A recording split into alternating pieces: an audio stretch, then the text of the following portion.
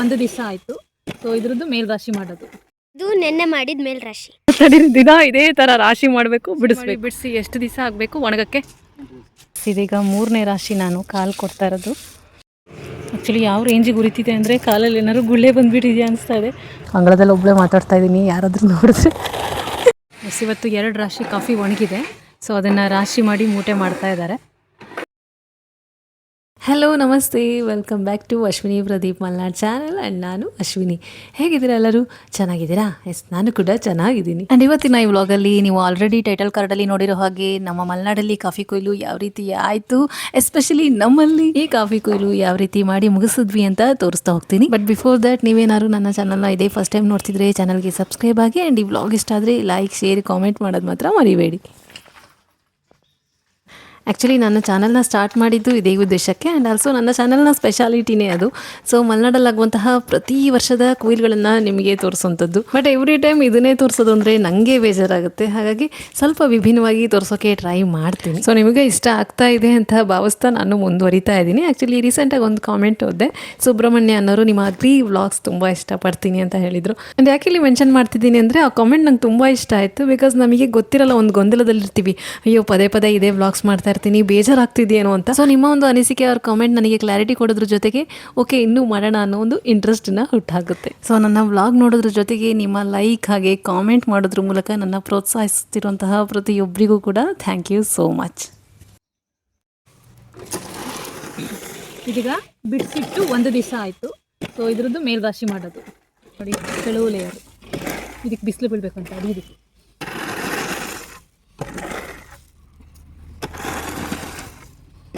ಒಂದು ದಿವಸ ಹೀಗೆ ಬಿಸಿಲಿಗೆ ಬಿಟ್ಬಿಡೋದು. ಇದನ್ನು ನೆಕ್ಸ್ಟ್ ಡೇ ಎಲ್ಲ ರಾಶಿ ಮಾಡಿ ಮತ್ತೆ ಇವನ್ನಾಗಿ ಸ್ಪ್ರೆಡ್ ಮಾಡೋದು. ಇದೀಗ ಮೇಲ್ ರಾಶಿ. ಇದು ನೆನ್ನೆ ಮಾಡಿದ ಮೇಲ್ ರಾಶಿ.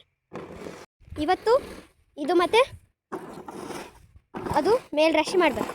ಎಸ್, ಅರ್ಥ ಆಯಿತು ಅಂತ ಅಂದ್ಕೊಳ್ತೀನಿ. ಬಟ್ ಅರ್ಥ ಆಗದೇ ಇದ್ದವ್ರಿಗೆ ಹೇಳೋದಾದರೆ, ಕಾಫಿ ಹಣ್ಣನ್ನು ಕೊಯ್ದಾದ್ಮೇಲೆ ಈ ರೀತಿ ಅಂಗಳಕ್ಕೆ ತಂದು ಇವನ್ನಾಗಿ ಸ್ಪ್ರೆಡ್ ಮಾಡಿಬಿಡ್ತಾರೆ. ಆ್ಯಂಡ್ 2 ದಿವಸ ಅದನ್ನು ಹಾಗೆ ಬಿಡುವಂಥದ್ದು ಬಿಸಿಲಿಗೆ. ಆ್ಯಂಡ್ 3ನೇ ದಿವಸ ಈ ರೀತಿ ಮೇಲ್ ರಾಶಿ ಮಾಡುವಂಥದ್ದು. ಐ ಮೀನ್ ಮೇಲಿನ ಲೇಯರ್ ಕಾಫಿ ಹಣ್ಣನ್ನು ಈ ರೀತಿ ರಾಶಿ ಮಾಡಿ ಅಡಿಯಲ್ಲಿ ಉಳಿದಂತಹ ಕಾಫಿನ ಬಿಸಿಲಿಗೆ ಬಿಡುವಂಥದ್ದು. ಆ್ಯಂಡ್ ಈ ರೀತಿ ಮೇಲ್ ರಾಶಿ ಮಾಡಿದಂತಹ ಕಾಫಿನ ಒಂದು ದಿವಸ ಹಾಗೆ ಬಿಸಿಲಿಗೆ ಬಿಟ್ಟು ನೆಕ್ಸ್ಟ್ ಡೇಯಿಂದ ದಿನ ಸ್ಪ್ರೆಡ್ ಮಾಡಬೇಕು, ಸಂಜೆ ರಾಶಿ ಮಾಡಬೇಕು. ಆ್ಯಂಡ್ ಮಧ್ಯದಲ್ಲಿ ಕಾಲು ಕೊಡ್ತಾ ಇರಬೇಕು. ಸೊ ಈ ಒಂದು ಪ್ರೊಸೀಜರ್ ಕಾಫಿ ಕಂಪ್ಲೀಟ್ ಆಗಿ ಡ್ರೈ ಆಗೋವರೆಗೂ ನಾವು ಮಾಡ್ತಾನೆ ಇರಬೇಕಾಗುತ್ತೆ.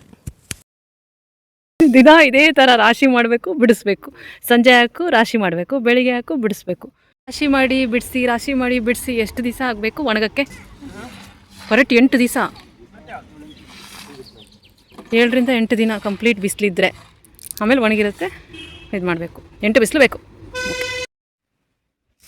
ಎಸ್, ಇದೀಗ 3ನೇ ರಾಶಿ ನಾನು ಕಾಲು ಕೊಡ್ತಾ ಇರೋದು. ಕೊಟ್ಟು ಪಾದ ಉರಿತಾ ಇದೆ. ಆ್ಯಕ್ಚುಲಿ ನೋಡೋದಕ್ಕೆ ಈಸಿ ಅನಿಸುತ್ತೆ, ಬಟ್ ಕಷ್ಟ ಆಗುತ್ತೆ. ದೊಡ್ಡ ರಾಶಿ 3-4 ಕೊಡೋಷ್ಟೊತ್ತಿಗೆ ಕಾಲೆಲ್ಲ ಉರಿತಾ ಇದೆ. ಪ್ರದೀಪ್ ಹೇಳಿದ್ರು ಇಲ್ಲಿ ಬಿಡು ಮಾಡ್ತಾರೆ ಅವ್ರು ಯಾರಾದರೂ ಅಂತ. ಬಟ್ ಇರಲಿ, ಕಾಫಿ ಹಣ್ಣು ಕೊಯ್ಲಿ ಅಂತ ನಾನೇ ಮಾಡ್ತಾಯಿದ್ದೀನಿ. ಎಷ್ಟು ಚಂದ ಕಾಣುತ್ತೆ ಕಾಲು ಕೊಟ್ಟ ಮೇಲೆ ನೋಡೋದಕ್ಕೆ. ಆ್ಯಕ್ಚುಲಿ ಈ ಪುಟ್ಟ ರಾಶಿನೂ ಸೇರಿ 4ನೇದಿತ್ತು. ಫೈನಲಿ ಇದು ಕೂಡ ಕಂಪ್ಲೀಟ್ ಆಯಿತು. ಆ್ಯಕ್ಚುಲಿ ಅದೆಲ್ಲ ಒಣಗಿಬಿಡ್ತಿತ್ತು. ಈಗ 2 ದಿವಸದಿಂದ ಮಳೆ ಹಿಡಿದು ಪ್ರಾಬ್ಲಮ್ ಆಯಿತು. ನಿಮ್ಮ ಸೈಡು ಮಳೆ ಬಂತ ನೋಡಿ, ಯಾವ ರೀತಿ ಬೂಸ್ಟ್ ಬಂದಿದೆ. ಒಂದು ರೀತಿ ಹಸಿರು ಕಾಣ್ತಾ ಇದೆ ಅಲ್ಲ. ಪ್ರಾಬ್ಲಮ್ ಇಲ್ಲ, ಇದು ಮೇಲಿನ ಲೇಯರ್ ಹೋಗುತ್ತೆ, ಬೀಜ ಅಷ್ಟೇ ಉಳಿಯೋದಲ್ವಾ. ಇಲ್ಲಾಂದರೆ ನೋಡಿದ್ರೇ ಒಂಥರ ಹೀಕರ್ಸ್ದಂಗೆ ಆಗುತ್ತೆ ಕಾಫಿ ಕುಡಿಯೋದಕ್ಕೆ ಅಲ್ವಾ. ಏನು ಮಾಡೋಕ್ಕಾಗಲ್ಲ, ಅದೆಲ್ಲ ಹೋಗಿಬಿಡುತ್ತೆ. ಆ್ಯಕ್ಚುಲಿ ಯಾವ ರೇಂಜಿಗೆ ಉರಿತಿದೆ ಅಂದರೆ ಕಾಲಲ್ಲಿ ಏನಾದ್ರು ಗುಳ್ಳೆ ಬಂದುಬಿಟ್ಟಿದೆಯಾ ಅನಿಸ್ತಾ ಇದೆ. ಬಟ್ ಏನೂ ಆಗಿಲ್ಲ. ಕಾಫಿ ಬೀಜ ಅದು ಬಿಸಿಲು ಬಿದ್ದಿದ್ದು ಕಾಫಿ ಅಲ್ಲ, ಸ್ವಲ್ಪ ಬಿಸಿ ಜಾಸ್ತಿ ಆಗಿರೋದ್ರಿಂದ ಕಾಲು ಉರಿತಾ ಇದೆ. That's it. ನೆನ್ನೆ 3 ರಾಶಿ ಕಾಲು ಕೊಟ್ಟು ಕಾಲೆಲ್ಲ ಉರಿತಾ ಇತ್ತು. ಆ್ಯಂಡ್ ಆಲ್ಸೋ ನೋವ್ತಾ ಇತ್ತಪ್ಪ, ಏನಂತ ಗೊತ್ತಾಗಲಿಲ್ಲ. ಅಮ್ಮ ಹೇಳ್ತಾಯಿದ್ರು ಕಾಫಿ ಬೀಜ ಹೀಟಮ್ಮ ಅಂತ. ಸೊ ಅದೇನಾದ್ರು ಪ್ರಾಬ್ಲಮ್ ಆಯ್ತಾ ಗೊತ್ತಿಲ್ಲ. ಅದಕ್ಕೆ ಪ್ರದೀಪ್ ಹಟ್ಟದ ಮೇಲಿತ್ತು, ಇದನ್ನು ತೆಗೆದುಕೊಟ್ರು. ಇದು ಆ್ಯಕ್ಚುಲಿ ಪ್ರದೀಪೇ ಮಾಡಿದ್ದು. ಎಷ್ಟು ಚೆನ್ನಾಗಿ ಮಾಡಿದ್ದಾರೆ ನೋಡಿ. ಇದು ಗೊತ್ತಾಯ್ತಾ ಯಾವುದ್ರದ್ದು ಅಂತ? ಲಿಡ್ಡು. ಎಸ್, ಪೇಂಟ್ ಬಾಕ್ಸಿನ ಲಿಡ್ ಇದು. ಎಷ್ಟು ಚೆನ್ನಾಗಿ ಕೊರೆದಿದ್ದಾರೆ, ಚೆನ್ನಾಗಾಗುತ್ತೆ ಕೂಡ. ತೋರಿಸ್ತೀನಿ.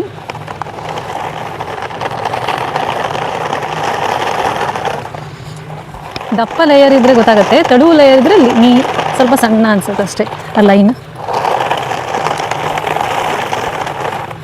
ಟೆಕ್ನಾಲಜಿಯ ಎಷ್ಟು ಚೆನ್ನಾಗಿ ಮಾಡಿದ್ದಾರೆ. ಇಲ್ಲಿ ತೋರಿಸ್ತೀನಿ. ಇದನ್ನು ಹೀಗೆ ಬೇಕಾದ್ರೂ ತೊಗೊಂಡು ಹೋಗ್ಬೋದು. ನರ್ಸ್ ಹೇಗೆ ಬೇಕಾದ್ರೆ ತೊಗೊಂಡ್ಬರ್ಬೋದು. ಕಾಲು ಕೊಟ್ಟಂಗೆ ಆಗುತ್ತೆ. ಪ್ರದೀಪ್ ಹೇಳಿದ್ರು ಲೇಬರ್ಸ್ ಯಾರಾದ್ರು ಕೊಡ್ತಾರೆ ಬಿಡು ನೀನು ಅಂತ ಹೇಳಿದ್ರು. ಬಟ್ ಇದೊಂಥರ ಚಂದ. ಬಟ್ ಕಾಲು ಉರಿಯೋದಕ್ಕೆ ಸ್ಟಾರ್ಟ್ ಆಗಿ ನೋಡಿ ಸ್ವಲ್ಪ ಹೆದರಿದೆ. ಸೀರಿಯಸ್ಲಿ ಒಂಥರ ಗಾಯ ಆದಂಗೆ ಆಗಿದೆ ಕಾಲಿಗೆ. ಅದೇನಂತ ಗೊತ್ತಾಗಲಿಲ್ಲ ನನಗೆ. ಕಾಫಿ ಬೀಜ ಸ್ವಲ್ಪ ಬಿಸಿ ಇತ್ತು, ಒಂದು 11:30 ಕೊಟ್ಟಿದ್ದೇನು, ಕಂಪ್ಲೀಟ್ ಬಿಸಿಯಾಗಿತ್ತು. ಅದ್ರ ಜೊತೆ ತಿಕ್ತಾ ಹೋದ್ನಲ್ಲ, ಅದು 3 ರಾಶಿ ನನಗೆ ಅಭ್ಯಾಸ ಇಲ್ದಿದ್ದಕ್ಕೇನೋ ಸ್ವಲ್ಪ ಹೆಚ್ಚಾಯಿತು. ಒಂದೊಂದು ರಾಶಿ ಕಾಲು ಕೊಡ್ತಿದ್ದೆ ಒಂದೊಂದು ಸರಿ, ಬಟ್ ಕಂಟಿನ್ಯೂಸ್ ಆಗಿ 3 ಕೊಟ್ಟಿದ್ದಕ್ಕ ಗೊತ್ತಿಲ್ಲ. ಪ್ರದೀಪ್ ಹೇಳಿದ್ರು ಅದರಲ್ಲಿ ತೊಟ್ಟೆಲ್ಲ ಇರುತ್ತೆ, ಅದೇನಾದ್ರು ಚುಚ್ಕೊಂಡಿರ್ಬೋದು ಅಂತ. ಬಟ್ 2 ಕಾಲಿಗೂ ಒಂದೇ ಥರ ಹೇಗಾಗುತ್ತೆ ಅಲ್ವಾ? ಚೆನ್ನಾಗಾಯಿತು, ಕಾಲು ಕೊಟ್ಟಂಗೆ ಕಾಣ್ತಾ ಇದೆ. ಸ್ವಲ್ಪ ತೆಳುವು ಅಷ್ಟೇ. ಈಗ ಈ ರಾಶಿ ಕೊಡೋಣ. ಇವತ್ತಿನ್ನೂ ಒಂದು ರಾಶಿ ಎಕ್ಸ್ಟ್ರಾ. ಇದು 1 2 3 ನೆನ್ನೆ ಕೊಟ್ಟ ರಾಶಿನೇ, ಇದೊಂದು ಎಕ್ಸ್ಟ್ರಾ. ಅಂಗಳದಲ್ಲಿ ಒಬ್ಬಳೇ ಮಾತಾಡ್ತಾ ಇದ್ದೀನಿ, ಯಾರಾದರೂ ನೋಡಿದ್ರೆ ಏನು ಅನ್ಕೊಂತಾರೋ ಗೊತ್ತಿಲ್ಲ. ಹುಡುಗಿ ಅಂತ ಆಯಿತು ಅಂತ. ನಾನು ಮೈಕ್ ಹಾಕ್ಕೊಂಡಿದ್ದು ಕಾಣೋದಿಲ್ಲ. ಇಷ್ಟೋ ತನಕ ಚೆನ್ನಾಗಿಲ್ಲಪ್ಪ ಅಶ್ವಿನಿ, ಏನಾಯಿತು ಅಂತ ಹೇಳ್ತಾರೆ. ಗ್ಯಾರಂಟಿ ಮಾವ ನೋಡಿದ್ರಂತ. ಹಂಗಂದ್ರೆ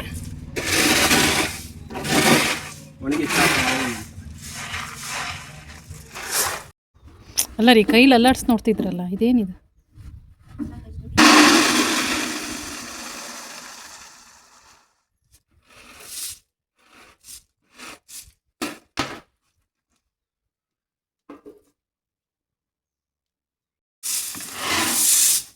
ಸಾಕಾಗಿಲ್ಲ ಒಣಗಿದ್ದ? ಎಷ್ಟು ಬಂತು? 9 kg 850 ಗ್ರಾಮ್ ಬಂತು. 9 kg ಬರಬೇಕಂತೆ. ಸೊ ಒಣಗಿಲ್ಲ ಅಂತ ಮತ್ತೆ ಹಾಕಿದ್ರು. ಇದು ಯಾವ ಟೆಕ್ನಿಕ್ಕೋ ಗೊತ್ತಿಲ್ಲ. ನಾನಿದೆ ಫಸ್ಟ್ ಟೈಮ್ ನೋಡ್ತೀನಿ. ಈಗ ಅದ್ರದ್ದು ಚೆಕ್ ಮಾಡ್ತಾ ಇದ್ದಾರೆ. ಎಷ್ಟಿದೆ? ಅದು ಒಣಗಿಲ್ಲ ಹಂಗಾರೆ. 9 kg ಬರಬೇಕು. ಇದು ಏನದು? ಎಣ್ಣೆ ಕ್ಯಾನ್. 9 kg ಬಂದರೆ ಕರೆಕ್ಟಾಗಿ ಒಣಗಿದೆ ಅಂತ ನೋಡಿ ಗಾಯ್ಸ್. ಕಾಫಿ ಒಣಗಿದೆ. ಈಗ ಮುಷ್ಟಿ ಕಟ್ಕೊಂಡು ಶೇಕ್ ಮಾಡಿದ್ರೆ ಅದರೊಳಗಿರೋ ಬೀಜ ಶೇಕ್ ಆಗಿ ಸೌಂಡ್ ಬರುತ್ತೆ. ಕಾಫಿ ಬೀಜದ್ದು ಸೌಂಡ್ ಬರುತ್ತೆ. ಕಿವಿ ಹತ್ರ ಇಟ್ಕೋಬೇಕಿಲ್ಲ ಅಂದರೆ ಕೇಳಲ್ಲ. ಅದು ಒಣಗಿದೆ ಅಂತ ಅರ್ಥ. ಇಲ್ಲಿ ಕೇಳತ್ತ ಅಂತಹ ಕೇಳಿಸ್ತು ಅಂದ್ಕೊಳ್ತೀನಿ.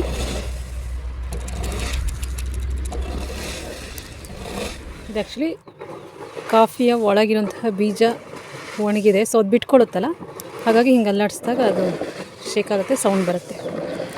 ಸೊ ಆಗ ಕಂಪ್ಲೀಟಾಗಿ ಒಣಗಿದೆ ಅಂತ ಅರ್ಥ. ಇವತ್ತು 2 ರಾಶಿ ಕಾಫಿ ಒಣಗಿದೆ. ಸೊ ಅದನ್ನು ರಾಶಿ ಮಾಡಿ ಮೂಟೆ ಮಾಡ್ತಾ ಇದ್ದಾರೆ. ಆ್ಯಕ್ಚುಲಿ ನಿಜ ಹೇಳಲ್ಲ, ನಾನು ಈ ರೀತಿ ಚಾನಲ್ ಸ್ಟಾರ್ಟ್ ಮಾಡಿ ವ್ಲಾಗ್ಸ್ ಮಾಡೋಕ್ಕೆ ಹಿಡಿದ್ಮೇಲೆ ನನಗೆ ಇಷ್ಟೆಲ್ಲ ಪ್ರೊಸೀಜರ್ ಇದೆ ಅಂತ ಗೊತ್ತಾಗ್ತಾ ಬಂದಿದ್ದು. ಬಿಕಾಸ್ ನಿಮಗೆ ಹೇಳಬೇಕು ಅಂದರೆ ನಾನು ಸ್ವಲ್ಪ ತಿಳ್ಕೊಂಡಿರ್ಬೇಕಲ್ಲ.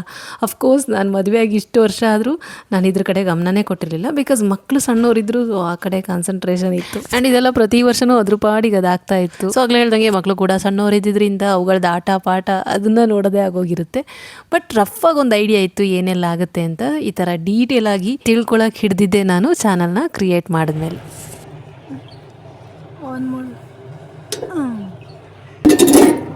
ಇಲ್ಲೇ ಇದೆಯಾ? ಕಾಣದೇ ಇಲ್ಲಲ್ರಿ ನಂಬರು.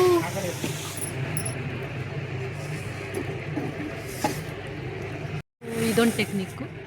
ಆ್ಯಂಡ್ ಈ ಟೆಕ್ನಿಕ್ ಒಂದು ಪ್ರತಿ ವರ್ಷ ಮಾಡ್ತಿದ್ರೇನೋ ಪ್ರದೀಪ್, ಬಟ್ ನನಗೆ ಗೊತ್ತಾಗಿದ್ದು ಇದೇ ವರ್ಷ. ಸೊ ಈ ವ್ಲಾಗಲ್ಲಿ ನಿಮಗೆ ಹೇಳೋ ಮೂಲಕ ನಾನು ಕೂಡ ತಿಳ್ಕೊಂಡೆ. ಆ್ಯಂಡ್ ಈಗ ನೀವು ನೋಡ್ತಿರೋದು ಅಲ್ಲಿ ಕಾಫಿ ರಾಶಿಲಿದ್ದಂತಹ ಕಸ ಕಡ್ಡಿನೆಲ್ಲ ಆರಿಸ್ತಾ ಇದ್ದಾರೆ. ಸೊ ಇದೊಂದು ಪ್ರೊಸೀಜರ್ ಕೂಡ ಇರುತ್ತೆ. ಐ ಮೀನ್ ಕೊಯ್ಯೋಷ್ಟೊತ್ತಿಗೆ ಹಣ್ಣಿನ ಜೊತೆ ಕಸ ಕಡ್ಡಿಗಳು ಕೂಡ ಬಂದ್ಬಿಟ್ಟಿರುತ್ತಲ್ಲ, ಸೊ ಅದನ್ನು ಇಲ್ಲಿ ಕ್ಲೀನ್ ಮಾಡ್ತಿದ್ದಾರೆ ಅಷ್ಟೇ. ಸೊ ಇಷ್ಟೇ ಕಾಫಿ ಕೊಯ್ಲ್ ಅಂದರೆ. ಸೊ ಇದರೊಂದಿಗೆ ಈ ವರ್ಷದ ಕಾಫಿ ಕೊಯ್ಲ್ ಕೂಡ ಮುಗ್ದೇ ಬಿಡ್ತು. ಆ್ಯಂಡ್ ಸದ್ಯಕ್ಕೆ ನನ್ನ ವ್ಲಾಗ್ ಮುಗಿಸೋ ಟೈಮ್ ಕೂಡ ಬಂದೇ ಬಿಡ್ತು. ಆ್ಯಂಡ್ ಆದಷ್ಟು ಬೇಗ ನಮ್ಮ ಕಳಸದಲ್ಲಿ ಆದಂತಹ ಜಾತ್ರಾ ಮಹೋತ್ಸವದ ವ್ಲಾಗ್ನೊಂದಿಗೆ ನಿಮ್ಮ ಮುಂದೆ ಬರ್ತೀನಿ ಅಂತ ಹೇಳ್ತಾ see you soon. ಬಾಯ್. ಈ ವರ್ಷದ ಕಾಫಿ ಕೊಯ್ಲು ಆಯ್ತಲ್ಲ, ಇದು ಒಣಗಿಬಿಟ್ರೆ